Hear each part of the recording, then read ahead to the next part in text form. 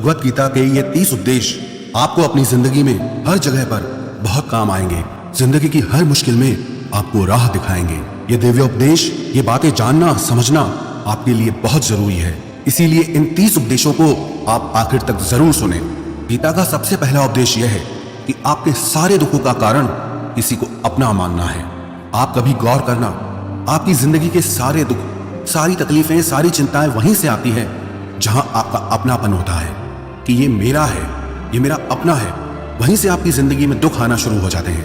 एक व्यक्ति के पास एक बहुत बड़ा महल था। उसने जिंदगी भर की सारी संपत्ति लगाकर उस महल को बनाया था। आसपास के शहरों के कई लोग उसके महल को देखने आते थे।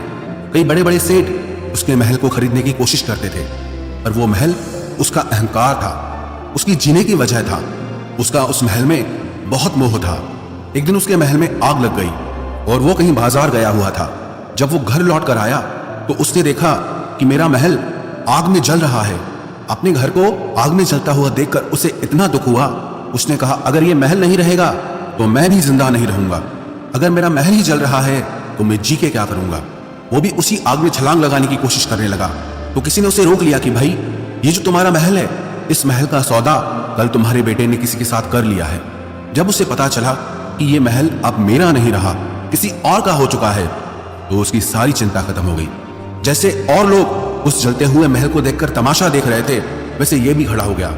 इतनी ही देर में उसका बेटा आया। वो अपने बेटे को देखकर बहुत प्रसन्न हुआ। उसे आशीर्वाद देने लगा कि तेरे जैसा बेटा तो बहुत भाग्यों से मिलता है। तूने तो मेरी जिंदगी बचा ली। आज इस घर में आग लगी है और तूने कल ही इसका सौदा कर दिया। वो अपने पिताजी से कहने लगा कि पिताजी, मैं इस महल के सौदे के लिए बात तो करने गया था, पर सौदा अभी पक्का हुआ नहीं है। जब उसके पिता ने यह सुना कि अभी इस महल का सौदा हुआ नहीं है तो वो फिर फूट फूट के रोने लगा, फिर अपनी छाती पीटने लगा। महल वही है, इंसान वही है, लेकिन जब महल मेरा है तब वो दुख भी देता है, खुशी भी देता है। लेकिन जब वो मेरा नहीं है, उससे मेरा कोई रिश्ता नहीं है, तो सारे दुख ही खत्म हो जाते हैं। ऐसे ही जिंदगी में जब किसी जगह को, किसी इंसान को, किसी रिश्ते को, किसी काम को हम अपना मान लेते हैं, मेरा मान लेते हैं, तो वहीं से ही सारे दुखों की शुरुआत होती है, वहीं से हर तकलीफ की शुरुआत होती है। तो श्रीमद् भगवत गीता का पहला उपदेश यही है कि आप जैसे ही किसी को अपनी जिंदगी जीने की वजह मान लेते हो कि इसके बिना तो मैं जी ही नहीं सकता, तो वो चीज, वो इंसान, वो काम आपको बहुत दुख देता है। गीता का दूसरा उपदेश यह है कि अवश्यमेव भोक्तव्यम कृतम कर्म शुभाशुभम, कि आपने कोई भी कर्म किया हो उसका फल आपको जरूर भोगना पड़ेगा। अगर आपने अच्छे कर्म किए हैं तो जाने अनजाने किसी मुश्किल वक्त में आपको वो आपके अच्छे कर्म उस मुश्किल वक्त से बचा लेंगे। अगर आपने गलत कर्म किए हैं, पाप किया है, तो उसकी सजा भी आपको जरूर मिलेगी। वो इंसान कितना ही छुप कर कर्म करे, चाहे वो कितना ही चालाकी से कर्म करे, लेकिन कहते हैं कि उस परमात्मा के, ईश्वर के चारों तरफ कैमरे लगे हुए हैं। हमारे एक एक कर्म पर वो प्रकृति, वो परमात्मा अपनी दृष्टि बनाए रखते हैं। हमारे एक एक कर्म का हिसाब होता है। एक गांव में 2 मित्र रहते थे। उन दोनों ने विचार किया कि इस गांव में हम धन नहीं कमा पा रहे। वो दोनों धन कमाने के लिए शहर में चले गए। कुछ वर्ष वहां रहकर उन्होंने काफी धन कमाया। फिर सोचा कि अब हम अपने घर वापस चलते हैं, पर्याप्त मात्रा में हमने धन कमा लिया है। उस समय पे यातायात की इतनी सुविधाएं नहीं होती थी। वो अपने बैलों पर ही यात्रा कर रहे थे। चलते चलते मार्ग में रात हो गई तो उन्होंने विचार किया, आज रात हम यहीं विश्राम करते हैं। एक मित्र ने कहा कि मैं यहाँ पर रहकर धन की रक्षा करता हूँ, तुम बाजार जाकर भोजन की व्यवस्था कर लो। जब वो मित्र बाजार गया तो उसके मन में पाप आ गया। उसने कहा, इतना पैसा हमने कमाया है, अगर मैं इसको यहीं जंगल में मार दूं तो सारा पैसा मेरा हो जाएगा, नहीं तो मुझे इसका आधा धन इसको देना पड़ेगा। मन में ये खोट आने पर उसने अपने मित्र के खाने में जहर मिला दिया, और जब वो खाना लेकर के अपने मित्र के पास गया, उसका मित्र वो जहर वाला खाना खाकर वहीं पर उसकी मृत्यु हो गई। वो व्यक्ति सारा धन लेकर के अपने घर वापस आ गया। फिर उसके घर में एक पुत्र ने जन्म लिया। जब उसका बेटा पैदा हुआ तो वो बहुत बीमार रहता था। उसने अपने जीवन में जो कुछ भी धन कमाया था, उसका वो सारा धन अपने बेटे के इलाज में ही खत्म हो गया। बेटा बड़ा होता गया और उसका धन नष्ट होता गया। जब उसका बेटा थोड़ा बड़ा हो गया तो उसके पिता ने पूछा कि बेटा, तू इतना बीमार क्यों रहता है, तू ठीक क्यों नहीं होता? मैंने अपनी जिंदगी का सब कुछ तुझ पे लगा दिया, पर फिर भी तेरी तबीयत ठीक नहीं रहती। तो उसके बेटे ने बोला, कौन सा बेटा और कौन सा पिता? मैं तेरा वही मित्र हूं जिसको तूने जंगल में जहर देके मार दिया था, लेकिन मैं अपना वही हिसाब पूरा करने के लिए तेरे पुत्र के रूप में तेरे घर में आया हूं। अब मेरा तेरा हिसाब बराबर और मेरा जीवन अब यहीं समाप्त होता है। तो गीता का उपदेश हमें यही सिखाता है, कोई अपने आप को कितना भी चालबाज समझता हो, होशियार समझता हो, लेकिन अगर उसने गलत कर्म किया है, चाहे आज नहीं तो कल उसे उसका फल भोगना ही पड़ेगा।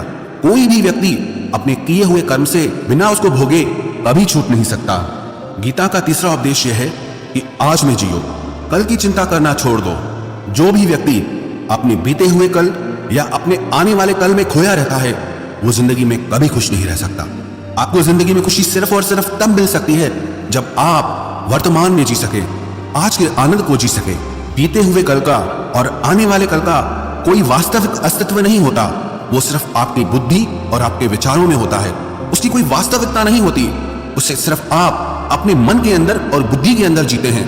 लेकिन जिसे आप वास्तविकता में जीते हैं वो आपका आज होता है, वो आपका चल रहा पल होता है। अगर आप अपने मन और बुद्धि को अपने कल में अटका के रखेंगे, अपने भूतकाल और भविष्य काल में अटका के रखेंगे, तो याद रखना आप कभी खुश नहीं रह पाएंगे। और अगर जिंदगी में खुश रहना चाहते हैं तो आज में और इसी पल में जीना सीखें। गीता का चौथा उपदेश यह है कि जो आपके साथ अधर्म करे, पाप करे, गलत करे, उसे दंड जरूर देना चाहिए। अगर आप उसे सहते हैं तो वो आपके साथ और गलत करता है। अगर आप उसे सहते हैं तो उसके पाप में आप भी भागीदार हो जाएंगे। अर्जुन श्री कृष्ण से कहने लगा कि जिनसे मैं युद्ध करने जा रहा हूं, ये सब मेरे भाई हैं, मेरे गुरुजन हैं, मैं इनके सामने कैसे हथियार उठाऊं, इनको कैसे मारूं? तो भगवान श्री कृष्ण ने अर्जुन से कहा कि जिन्हें तू अपना मानता है वो सब अधर्मी हैं, वो पाप के पक्ष में खड़े हैं, और अगर तू इनका वध नहीं करेगा, युद्ध नहीं करेगा, तो समाज में और भी पाप बढ़ेगा, क्योंकि जब कोई ऐसे पापियों को नहीं रोकता है तो ये और भी ज्यादा पाप करते हैं। ऐसे ही जब आपके साथ कोई गलत करता है, आपको चोट पहुंचाता है, दुख पहुंचाता है, और आप वो चुपचाप सहते रहते हैं, तो उससे सामने वाले को बल मिलने लगता है, वो आपको कमजोर समझने लगता है और आपके साथ गलत करने को वो अपना हक समझने लगता है। लेकिन जब आप उसके गलत व्यवहार को, उसके अधर्म को रोक लेते हैं, उसका विरोध करते हैं, तब वो अपनी सीमा में रहना सीख जाता है। ये कलयुग है। अगर इस जमाने में आपको खुश रहना है तो आपको अपनी रक्षा खुद ही करनी होगी। कोई आपके साथ गलत करे तो उसको कभी नहीं सहना चाहिए, बल्कि उसका सामना करना चाहिए। गीता का पांचवा उपदेश यह है कि किसी से भी हद से ज्यादा मोह कभी मत करना। जिसमें भी आप सबसे ज्यादा मोह लगाओगे, देखना वो आपको जरूर रुलाएगा। मोह के वजह से ही आप किसी के पीछे मरते रहते हैं। मोह के वजह से ही आपको कई बार अपना अपमान भी सहना पड़ता है, और कई लोगों को मोह की वजह से ही अपना अपमान दिखता तक भी नहीं है कि सामने वाला मेरी इज्जत तक नहीं कर रहा और मैं उसके पीछे मर रहा हूं। मोह आपकी आंखों पे ऐसी पट्टी लगा देता है कि आपको सच और झूठ दिखाई ही नहीं देता, आपको किसी इंसान का चेहरा दिखाई ही नहीं देता। आप जो देखते हैं, जो सुनते हैं, उसी पर यकीन कर लेते हैं, फिर चाहे आपको कितना ही दर्द मिल रहा हो। अगर आप किसी इंसान को ठीक से समझना चाहते हैं, किसी की सच्चाई जानना चाहते हैं, तो उसके लिए ये बहुत जरूरी है कि आप उसके मोह से जल्दी बाहर आ जाएं। वास्तविकता में रिश्ते दुख नहीं देते, आपका मोह आपको दुख देता है। जिस दिन मोह खत्म, उस दिन आपको किसी भी रिश्ते से कोई दुख नहीं मिल सकता, क्योंकि आपको फिर कोई फर्क ही नहीं पड़ेगा। गीता का छठा उपदेश यह है कि आप वो मत करो जो सब करते हैं, बल्कि वो करो जो आपके लिए सही है।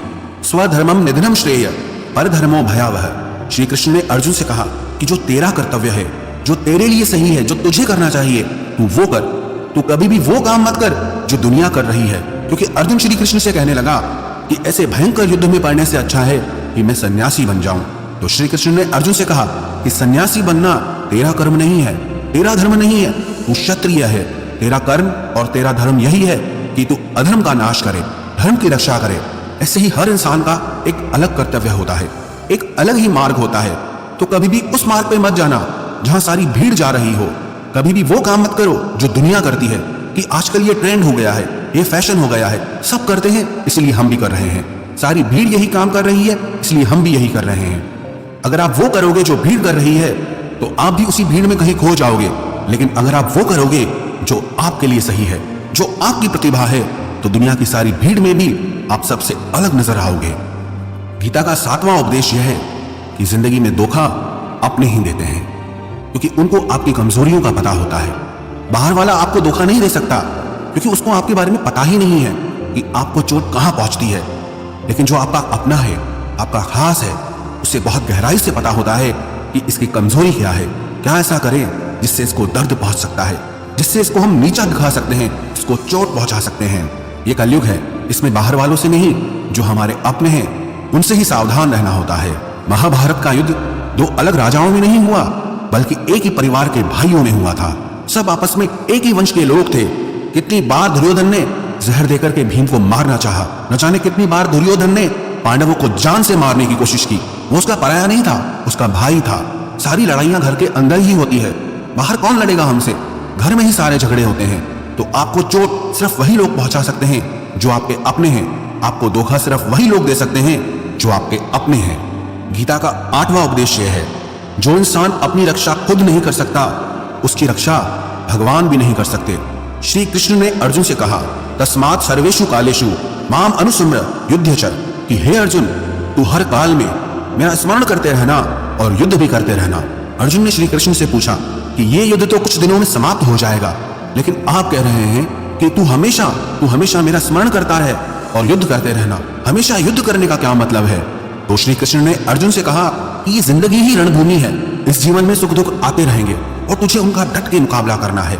श्री कृष्ण ने ये नहीं कहा कि तू चुप करके बैठ जाना और मैं लड़ाई करूंगा। बहुत गहराई है गीता के ज्ञान में। हमारे जीवन की डोर भी संभाल के ईश्वर बैठे हैं, लेकिन युद्ध हमें ही करना है। ईश्वर को याद करना है कि हे ईश्वर, मुझे शक्ति देना, मुझे समझ देना, मुझे बुद्धि देना, ताकि मैं अपनी जिंदगी की सारी लड़ाइयां जीत सकूं, मैं जिंदगी में सही मार्ग पे चल सकूं। लेकिन आपको अपनी लड़ाई भी खुद लड़नी पड़ती है। जो लोग ये कहते हैं कि हम कुछ नहीं करेंगे, सब वो ईश्वर करेगा, तो कहते हैं कि आलसी इंसान को देखकर तो भगवान भी घबरा जाता है कि ये कुछ नहीं करेगा। भगवान ने बुद्धि दी है, समझ दी है।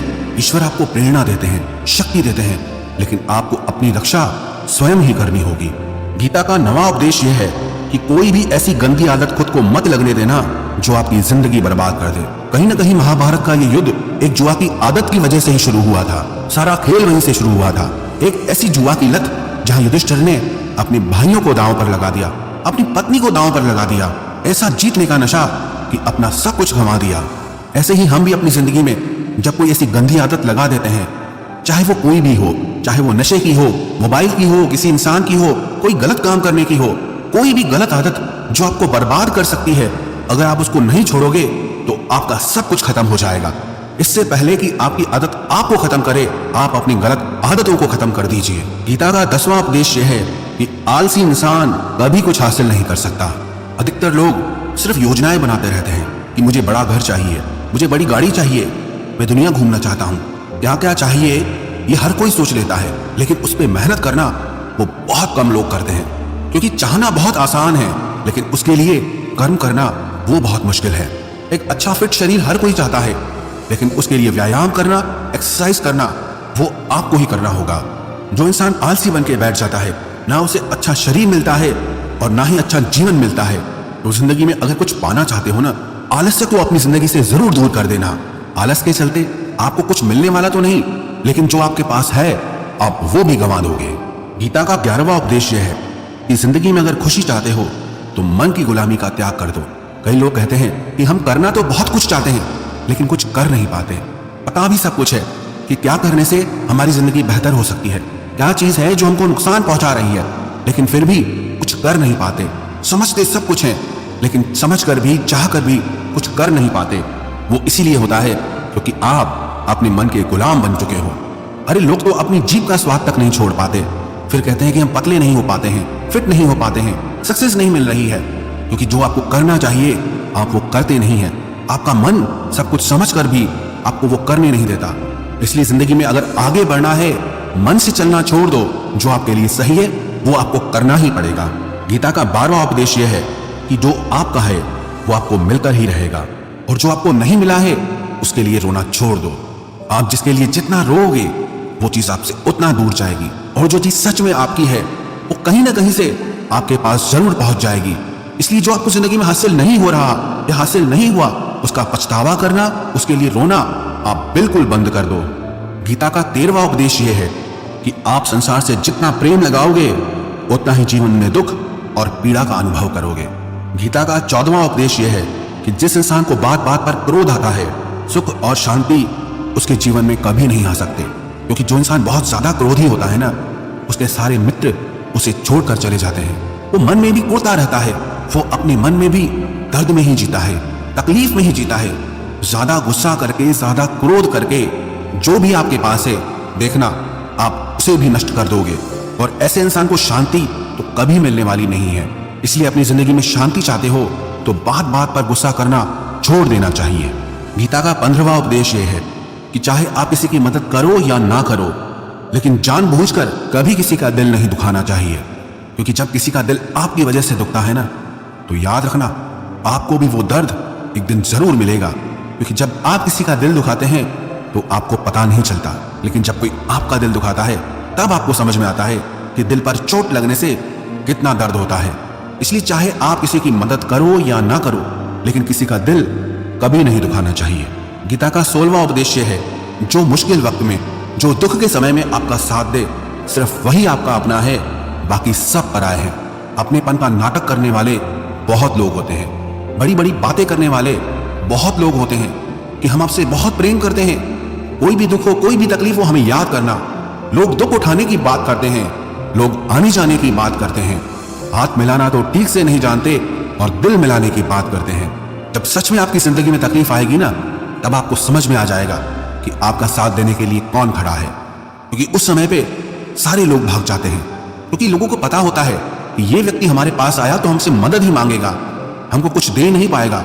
लोग आपसे सिर्फ तभी रिश्ता रखते हैं कि आप उन्हें कुछ दे सकते हैं, आपसे उन्हें कुछ फायदा हो सकता है। लेकिन जब लोगों को ये पता चल जाता है, समझ में आ जाता है कि उनको आपसे कोई फायदा नहीं होने वाला, बल्कि उनको आपकी मदद करनी पड़ेगी, तो वो आपको दूर से ही देख के भाग जाते हैं। इसलिए जो आपके मुश्किल वक्त में आपके साथ खड़ा हो जाए, सिर्फ वही आपका अपना होता है, बाकी इस दुनिया में सब पराये हैं। क्योंकि सिर्फ अपना अपना कह देने से कोई अपना नहीं हो जाता। गीता का 17वां उपदेश है कि जो कुछ भी होता है अच्छे के लिए होता है, जो हो रहा है वो भी अच्छे के लिए हो रहा है, और जो आने वाले भविष्य में होगा वो भी अच्छे के लिए होगा। हालांकि ये बहुत गहरी बात है। कुछ चीजें जिंदगी में ऐसी होती हैं जो हमें लगता है कि मेरे साथ ही ऐसा क्यों हुआ, मेरे साथ ही होना था ये सब। लेकिन जब वो वक्त गुजर जाता है, एक दिन हमको समझ आता है कि अगर हमारे साथ ये सब नहीं होता तो आज हम इस मुकाम पर नहीं होते। अगर मेरे साथ ये सब नहीं होता तो शायद हमारी जिंदगी और भी बर्बाद हो सकती थी। इसलिए अगर हमको ये समझ में आ जाए कि जिंदगी में जो कुछ भी हो रहा है वो सब अच्छे के लिए हो रहा है, तो हम जीवन में हमेशा खुश रहेंगे। गीता का 18वां उपदेश है कि हर काम को समझदारी से करना ही योग होता है। योगः कर्मसु कौशलम। कई लोग काम तो करते हैं लेकिन उन्हें हासिल कुछ नहीं होता। बहुत लोग कहते हैं कि हम बहुत मेहनत करते हैं, तब भी जिंदगी में सफलता हासिल नहीं हो रही। बहुत कुछ करने से, बहुत मेहनत करने से आपको सफलता नहीं मिलेगी, लेकिन सही तरीके से, समझ के साथ काम करने से आपको जिंदगी में सफलता जरूर मिलेगी। गीता का 19वां उपदेश है कि कभी भी किसी भी चीज की अति नहीं करनी चाहिए। कोई भी चीज हद से ज्यादा मत करना। किसी से प्रेम भी हद से ज्यादा मत करना, किसी से नफरत भी हद से ज्यादा मत करना। हद से ज्यादा मीठा भी खराब, हद से ज्यादा कड़वा भी खराब। हद से ज्यादा आराम भी आपको बीमार कर देगा, हद से ज्यादा खाना भी आपको बीमार कर देगा। हद से ज्यादा भूखा रहना भी आपको नुकसान पहुंचाएगा, और हद से ज्यादा जागना भी आपको बहुत नुकसान पहुंचाएगा। तो जीवन को संतुलन के साथ जीना चाहिए। जैसे ही आप संतुलन खो देते हैं, वैसे ही आपके जीवन में दुर्घटना हो जाती है। गीता का 20वां उपदेश है कि जिसे आप सबसे ज्यादा महत्व दोगे वो आपको कभी महत्व नहीं देगा।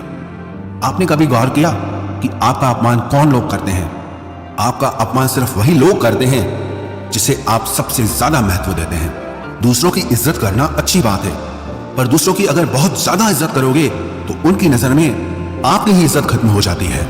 इसीलिए किसी को भी कभी भी अपना सब कुछ नहीं बनाना चाहिए कि तुम ही मेरे सब कुछ हो। जैसे ही आप किसी को सब कुछ बना लेते हैं अपना, तो आप उसके लिए कुछ भी नहीं रह जाते। इसलिए लोगों को इज्जत उतनी ही देनी चाहिए जितना वो हजम कर सकें। हद से ज्यादा इज्जत देना आपकी ही बेइज्जती करवा सकता है। गीता का 22वां उपदेश है कि किसी पर भी आंख बंद करके भरोसा मत करना। जैसे महाभारत की कथा में दुर्योधन ने कितनी बार षड्यंत्र करके पांडवों को मारने की कोशिश की, आग में जलाने की कोशिश की, और वो धर्म पे चलने वाले लोग बार बार उसकी बातों में आ जाते थे। ये बात और है कि ईश्वर उनकी रक्षा कर रहे थे, पर जिसे वो अपना भाई समझ रहे थे, जिसे वो अपना सगा समझ रहे थे, जिसपे वो भरोसा कर रहे थे, वही उनकी मृत्यु करवाना चाहता था। इसीलिए भरोसा करते समय अपनी आंखें जरूर खुली रखना। गीता का 23वां उपदेश है जिसके साथ सत्य और ईश्वर की शक्ति है, चाहे सारी दुनिया उसके खिलाफ हो जाए, लेकिन अंत में जीत उसी की होती है। श्रीमद् भगवत गीता में 18 अध्याय हैं। 700 श्लोक हैं। गीता का आखिरी श्लोक है, यत्र योगेश्वरः कृष्णो यत्र पार्थो धनुर्धर तत्र श्रीर विजयोर भूतिर ध्रुवानी तिर्मतिर्मम। धृतराष्ट्र बार बार संजय से पूछता था कि बताओ युद्ध में कौन जीत रहा है, कौन हार रहा है, क्योंकि उसे विश्वास था कि महापराक्रमी भीष्म पितामह मेरे पक्ष में है, गुरु द्रोणाचार्य वो मेरे पक्ष में है, कर्ण मेरे पक्ष में है, तो हमें कौन हरा सकता है। लेकिन संजय ने धृतराष्ट्र से कहा कि जहां पर ईश्वर है, जहां पर सत्य है, हमेशा वही जीतता है। चाहे आपके पास कितनी भी शक्ति क्यों ना हो, लेकिन सत्य और ईश्वर जिसके साथ खड़े हो जाएं, उसे दुनिया में कोई भी नहीं हरा सकता। गीता का 24वां उपदेश है कि जीवन में लड़ाई झगड़े से बचना चाहिए, लेकिन जब बात आपके चरित्र, सम्मान और अधिकार की हो तो लड़ना भी चाहिए। अर्जुन भी महाभारत का युद्ध करना नहीं चाहता था, क्योंकि सामने उसके अपने खड़े थे। लेकिन श्री कृष्ण ने उसे उपदेश दिया कि यहां पर बात लड़ाई की नहीं है, तेरे सम्मान की है, तेरे चरित्र की है, तेरे अधिकार की है। जो द्रौपदी के साथ कौरवों ने भरी सभा में अपमान किया, उसे नग्न करने की कोशिश की, इतना बड़ा अधर्म किया, वो तुम्हें कभी नहीं सहना चाहिए। इसलिए बात जब आपके चरित्र पे आ जाए, आपके सम्मान पे आ जाए, तो चाहे वो अपना ही क्यों ना हो, आपको उसके साथ जरूर लड़ना चाहिए। गीता का 25वां उपदेश है, चाहे कितना भी बुरा वक्त आ जाए, लेकिन जो इंसान जिंदगी में हिम्मत नहीं हारता, वो सब कुछ हासिल कर सकता है। जब पांडव लोग जुए में सब कुछ हार गए, उनको 12 साल के लिए वनवास मिला और 1 साल के लिए अज्ञातवास मिला। वो भिक्षा करके अपनी जिंदगी को पालते थे, जंगलों में भटकते रहते थे, भयानक जानवरों के बीच। लेकिन इतना मुश्किल वक्त झेलने के बाद भी आखिरी में विजय उन्हीं की हुई, क्योंकि उन्होंने अपने अंदर में कभी हिम्मत नहीं खोई थी। ऐसे ही आपकी जिंदगी में कितना ही मुश्किल वक्त क्यों ना आ जाए, लेकिन आपके अंदर अगर हिम्मत है तो जीत आपकी ही होगी। गीता का 26वां उपदेश यह है कि जो किसी और का है उस पर कभी अधिकार मत जमाना, कभी कब्जा मत जमाना। जब शकुनी ने षड्यंत्र करके पांडवों को हस्तिनापुर से अलग करवा दिया, एक पांडव प्रस्थ का राज्य दे दिया, जहां की भूमि भी बंजर थी, जहां कुछ नहीं हो सकता था, लेकिन पांडवों ने उस शहर को इतना सुंदर बनाया, इतना वैभवशाली बनाया कि हस्तिनापुर भी उसके आगे फीका लगने लगा। और उनके उस वैभव को देख के, सुख को देख के दुर्योधन अंदर ही अंदर जलता था। उसने कई बेईमानियां करके, षड्यंत्र करके उनका वो खांडव प्रस्थ भी उनसे छीन लिया। जो चीज उसकी नहीं थी उस पर कब्जा किया। तो उसका आखिर में परिणाम यही हुआ कि जो चीज उसके पास थी वो भी उसके पास नहीं रही। इसलिए जो आपका नहीं है कभी उस पर अधिकार नहीं जमाना चाहिए। गीता का 27वां उपदेश है कि वही इंसान जिंदगी में सफल माना जाएगा जो अंदर से हमेशा खुश रहता है। बाहर से तो सब कुछ दिखाई देते हैं, लेकिन अंदर से इंसान अशांति से भरा रहता है। बहुत पैसा कमा लिया, कामयाबी हासिल कर ली, लेकिन वो कामयाबी असली नहीं है। असली कामयाबी तब मानी जाएगी जब आपका मन खुश रहता हो। गीता का 28वां उपदेश है कि आप जैसा अन्न खाओगे वैसा ही आपका मन और आपकी बुद्धि होगी। आप वैसा ही कर्म करोगे, वैसा ही आचरण करोगे। सात्विक अन्न खाओगे तो आपका मन भी सात्विक होगा, सात्विक व्यवहार भी करोगे, सोच भी आपकी अच्छी होगी। तमोगुणी और रजोगुणी आहार करोगे तो आपकी बुद्धि भी वैसी होगी, आप काम भी वैसे करोगे। श्री कृष्ण ने भगवत गीता में सात्विक, राजसी और तामसी इन तीनों आहारों का विस्तार से वर्णन किया है कि क्या खाना चाहिए, क्या नहीं खाना चाहिए। पर सार यही है, जो मनुष्य सात्विकता से भोजन करता है, सात्विक भोजन करता है, उसे जीवन में शांति और सुख जरूर मिलते हैं। गीता का 29वां उपदेश है कि बुरा इंसान कभी अपनी बुराई नहीं छोड़ेगा। चाहे आप उसके साथ कितना भी अच्छा चलो, वो आपको तकलीफ देगा ही देगा। इसलिए जो जैसा है आप उसके साथ वैसा ही व्यवहार करो। बुरे इंसान के साथ आप कितना भी अच्छा बन जाओ, वो कभी अच्छा नहीं बनने वाला। दुर्योधन जंगल में पांडवों को मारने के लिए गया था, लेकिन वहां पर भीलों ने दुर्योधन को पकड़ लिया। उसका मित्र कर्ण भी उसे छोड़कर भाग गया। वो भील दुर्योधन को मार देना चाहते थे, लेकिन युधिष्ठिर अपने भाई की रक्षा करने के लिए वहां पहुंच गया, उसके जीवन की रक्षा की। लेकिन उसके बाद भी वो हमेशा पांडवों का नुकसान ही करता रहा। इसलिए अगर कोई इंसान बुरा है, उसके साथ आप ज्यादा अच्छा बनने की कोशिश मत करो। जो जैसा है